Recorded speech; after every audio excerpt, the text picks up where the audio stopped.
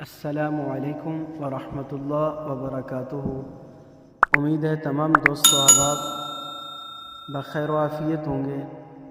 آپ تمام احباب کو ایک مجرب وظیفہ بتانا تھا۔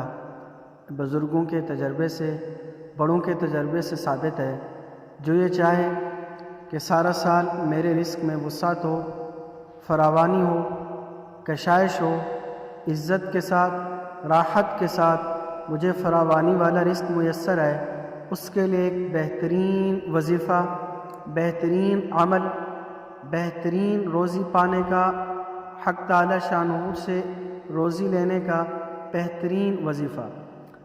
جب 27 رمضان کی رات ہو، 26 کا دن ہوتا ہے اور 27 کی رات ہوتی ہے، 27ویں شب کو سورۃ القدر 70 مرتبہ ایک جگہ بیٹھ کر یکسوئی کے ساتھ پڑھے، اول آخر 11 مرتبہ درود ابراہیمی پڑھے، اور اس کے بعد اللہ تعالیٰ سے دعا مانگے۔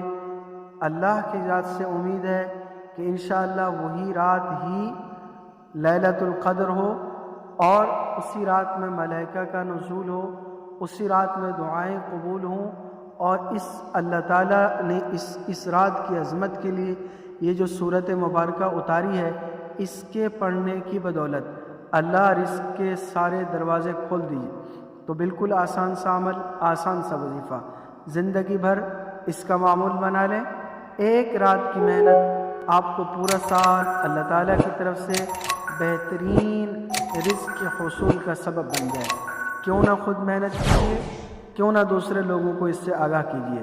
تو عزم کیجیے، اس رمضان مبارک میں ہی آپ 70 مرتبہ سورۃ القدر کی تلاوت کیجیے، اجر و ثواب بھی پائیے، رزق بھی پائیے، دعا کی قبولیت بھی پائیے، اور مجھ ناچیز کو بھی اپنی دعاؤں میں یاد رکھیے۔